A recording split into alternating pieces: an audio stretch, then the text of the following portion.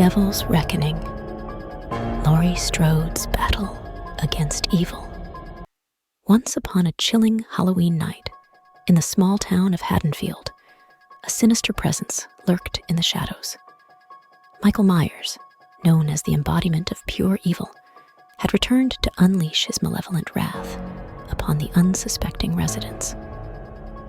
The town had long been haunted by the legend of Michael Myers, a disturbed and deranged individual who had committed unspeakable acts of violence decades ago. Many believed he was nothing more than a ghost story, a figment of their imagination. Little did they know that evil never truly dies. As the moon cast an eerie glow over the town, a group of teenagers gathered at a Halloween party. Among them was Laurie Strode, a brave and resourceful girl with an unwavering determination.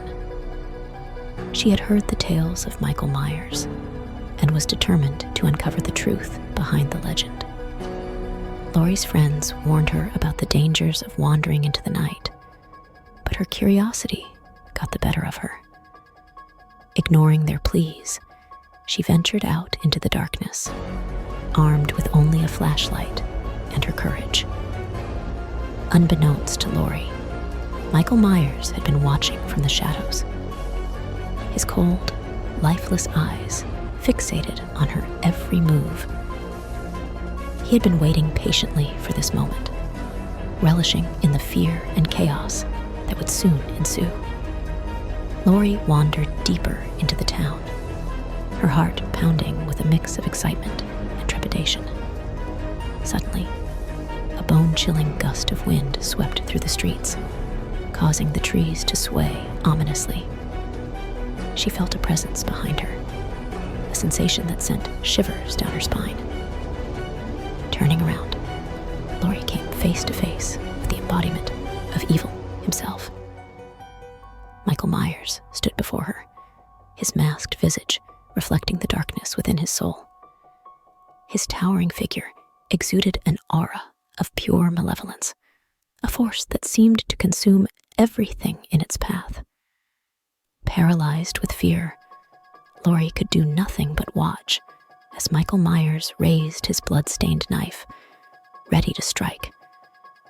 But just as he lunged forward, a surge of adrenaline coursed through her veins, giving her the strength to fight back.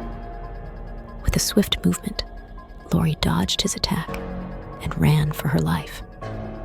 She could hear his heavy footsteps echoing behind her, his relentless pursuit growing closer with each passing second. But she refused to let fear consume her. Laurie raced through the town, desperately searching for a way to escape. She stumbled upon an abandoned house, its decaying walls a stark contrast to the chaos outside. Without hesitation, she entered, hoping to find sanctuary within its dilapidated walls. As Laurie cautiously explored the house, she discovered remnants of Michael Myers' past crimes. Newspaper clippings, photographs, and other macabre mementos adorned the walls, testaments to the horrors he had inflicted upon innocent lives. She realized that this house was more than just a hiding place. It was a twisted shrine to his malevolence. Just as Laurie contemplated her next move, the floorboards creaked beneath her feet.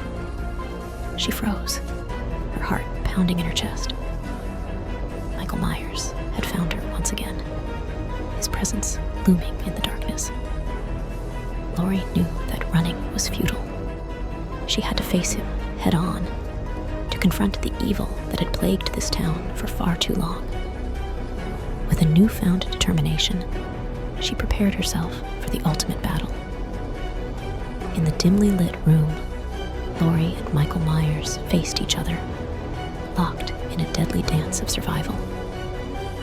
She fought with every ounce of strength she could muster, dodging his relentless attacks and delivering her own blows. But with each strike, it became apparent that Michael Myers possessed an otherworldly strength, an inhuman resilience that defied all logic. As the battle waged on, Laurie began to realize that defeating Michael Myers was not just a matter of physical strength. She had to tap into the darkness within herself, to embrace the devil that lurked deep within her own soul.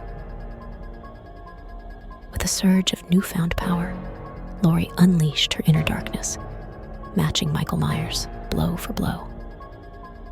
The room shook with their ferocious struggle, the walls echoing with the sounds of their violent clash. Finally, Laurie delivered a decisive blow, sending Michael Myers crashing to the ground.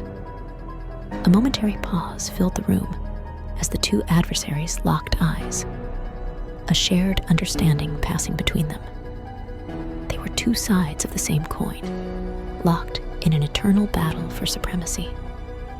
But before Laurie could finish him off, a sudden realization struck her. She couldn't succumb to the same darkness that consumed Michael Myers. With a heavy heart, she turned and fled from the house, leaving the evil behind. As Laurie emerged from the abandoned house, the sun began to rise, casting a warm glow over the town. The nightmare was over, at least for now. But she knew that evil never truly dies, that Michael Myers would always be lurking in the shadows, waiting for his next opportunity to strike. And so, as the town of Haddonfield slowly recovered from the horrors that had befallen it, Laurie vowed to remain vigilant. She would be the beacon of light in the darkness, the one who would fight against the evil that threatened to consume them all. For evil may be relentless, but so too was the strength of the human spirit.